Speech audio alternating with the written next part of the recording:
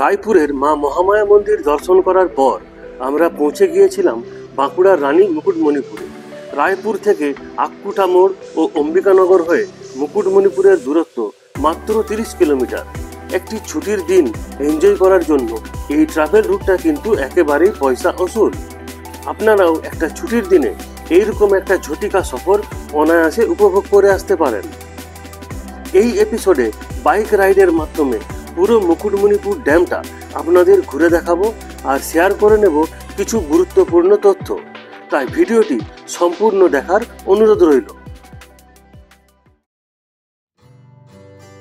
কংসাবতী নদীর উপর নির্মিত মুকুটমণিপুর বাঁধটি পশ্চিমবঙ্গ তথা ভারতের অন্যতম বৃহত্তম মাটির তৈরি জলাধার, যা রাজ্যবাসীর জল সম্পদের প্রয়োজনে এক গুরুত্বপূর্ণ ভূমিকা পালন করে আসছে। শুধু কৃষিকাজ নয়, পানীয় জল, শিল্প, মৎস্য চাষ এবং পর্যটনের ক্ষেত্রেও এই বাঁধ অসামান্য ভূমিকা পালন করে আসছে। 1950-60-এর দশকে ভারতের বিভিন্ন অঞ্চলে নদী ব্যবস্থাপনাকে কেন্দ্র করে বড় বড় জলাধার এবং বাঁধ নির্মাণের পরিকল্পনা নেওয়া হয়। এর মূল উদ্দেশ্য ছিল কৃষিকাজে সেচ সুবিধা, বন্যা নিয়ন্ত্রণ এবং বিদ্যুৎ উৎপাদন। সেই লক্ষ্যেই 1956 সালে শুরু হয় কংসাবতী প্রজেক্ট।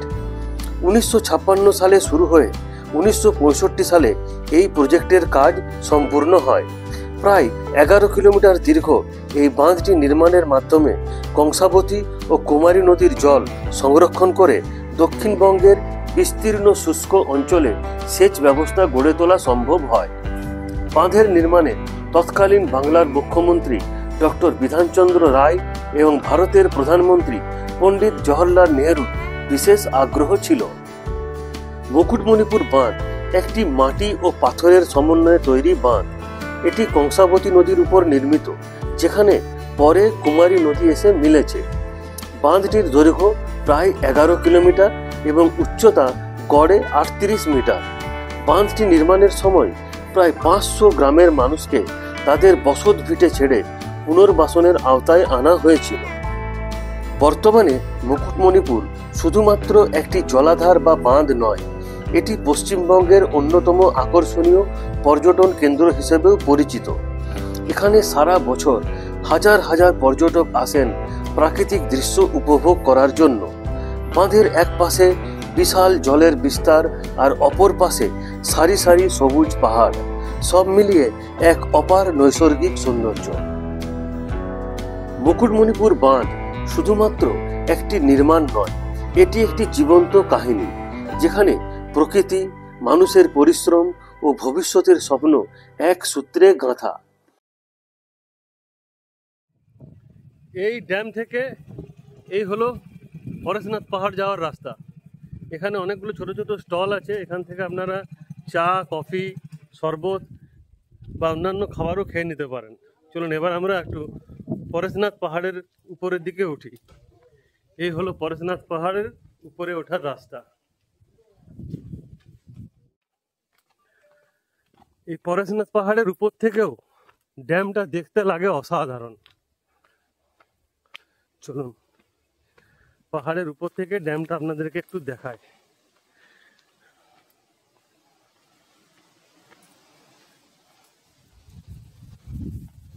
বাহ, এই হলো পরেশনাথের শিবলিঙ্গ।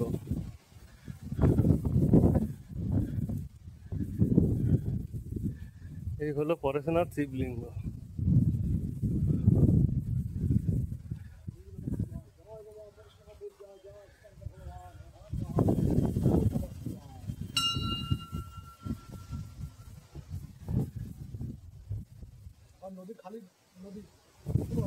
হ্যাঁ, এখন একটু জল কম আছে, জল কম থাকলেও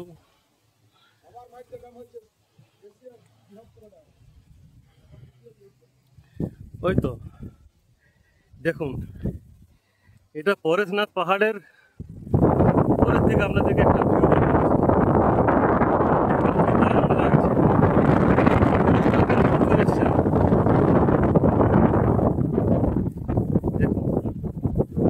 অসাধারণ একটা ভিউ।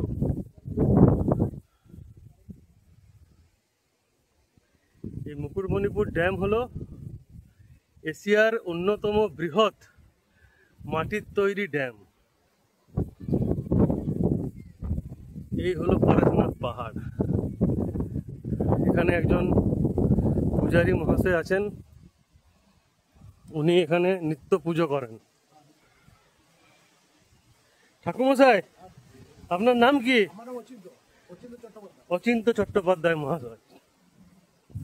এখন কি লোকজন আসছে? এখন একটু ফাঁকা, তবে ফাঁকার টাইমে ভালোভাবে দেখা যায়। হ্যাঁ, অনেকে আমরাও বাঁকুড়া থেকে এলাম, ওয়েদারটা বেশ ভালো আছে।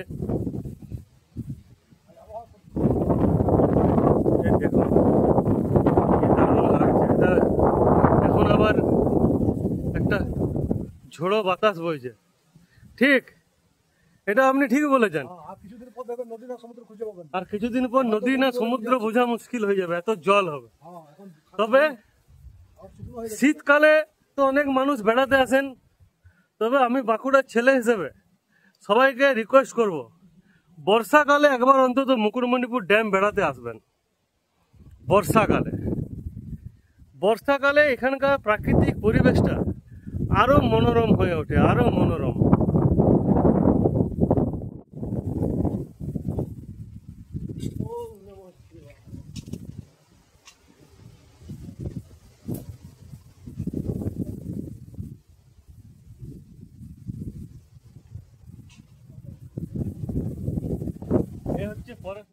এই যুগ যুগান্তরে দুর্গম স্থলে বিরাজ করেছেন। পরশনাথ শিবলিঙ্গ আর এই যে দুটো বাহন দেখছেন, এই দুটো বাহন মানে হচ্ছে এই যে নন্দী আর এইদিকে হচ্ছে ভিঙ্গি। এগুলো যুগ যুগান্তর পূজা হয়ে আসছে, যুগ যুগান্তর পূজা হয়ে আসছে। বাকি যে মূর্তিগুলো দেখছেন এগুলো ড্যাম তৈরি কালে পাওয়া গেছে। ড্যামে নানা বাধা বিপত্তি আসতো, প্রধানমন্ত্রী ইরিগেশন অফিসাররা বলতেন স্বপ্নাদেশ মেলে প্রতিষ্ঠা দিতে হবে।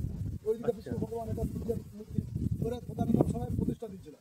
এমনকি ড্যাম বিস্তার করেছিলেন যারা করেছিলেন ড্যাম, তারা বলেন দেবকাদেব মহাদেব, আমরা যা ভাবিনি তা প্রভু দিচ্ছেন, সারা দুনিয়া রেকর্ড করেছেন। মানে এই যে মূর্তি আর শিবলিঙ্গ গুলো আপনি বলছেন, এগুলো ড্যামটা তৈরি করার সময় বিভিন্ন ভাবে পাওয়া গেছে। আচ্ছা, দেখছেন শিবলিঙ্গ, দুটো শিবলিঙ্গ আর নন্দী ভিরিঙ্গি, দুটো বাহন, এগুলো পূজা আগে হতো। যুগ যুগান্তের জাগ্রত দেব বলেন আদিদেব। 175টা গ্রামের সমাজ ছিল, দাদা আদিদেব তো বটেই, ধারে পাশে যত যে গ্রাম আছে সবাই আদিদেব। এখন সকালবেলায় ভোরবেলায় এলে দেখবেন চারদিকে। আমি শুনেছি এখানে একটা মেলা বসে, বাবার মকর মেলা, জনপ্রিয় মেলা। আচ্ছা, ওটা মকরের সময় হয়। যুগ যুগান্তর হয়ে আসছে মেলা। আচ্ছা আচ্ছা, ঠিক আছে ঠিক আছে ঠাকুর মশাই, অনেক অনেক ধন্যবাদ। এটা বহু প্রাচীন যুগ থেকে এনার আরাধনা হচ্ছে। বাহ, ঠিক। পরেশনাথ পাহাড় থেকে নিচে নামার রাস্তা, মানে সত্যি কথা বলতে কি, আজ থেকে 10-15 বছর আগে মুকুটমণিপুরটা কিন্তু এত সাজানো গোছানো ছিল না। মানে এটা বলতে কোনো দ্বিধা নেই। এখন অনেক সাজানো গোছানো এবং অনেক বেশি পরিষ্কার পরিচ্ছন্ন।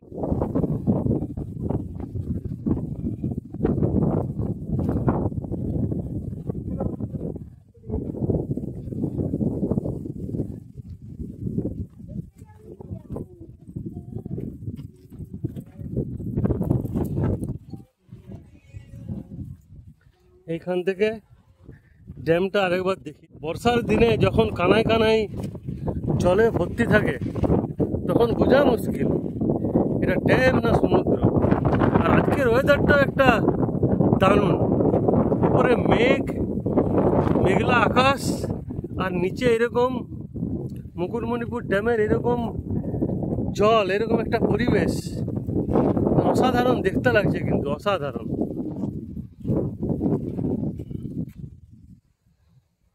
চলুন আমরা এবার এগিয়ে যাই।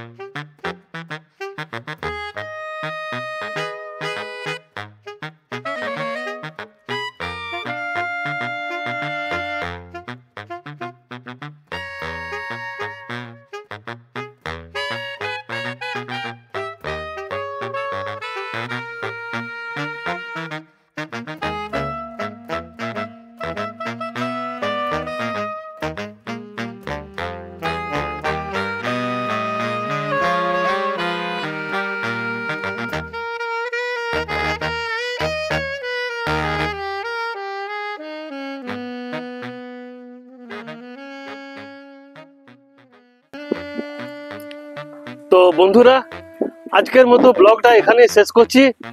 ভিডিওটা কেমন লাগলো অবশ্যই কমেন্ট করে জানাবেন, আর ভিডিওটা ভালো লাগলে অবশ্যই একটা লাইক করে দেবেন, আর চ্যানেলটাকে সাবস্ক্রাইব করে দেবেন। আবার দেখা হবে অন্য কোনো ভিডিওতে, অন্য কোনো ডেস্টিনেশনে। সম্পূর্ণ ভিডিওটি দেখার জন্য রইল থ্যাংক ইউ।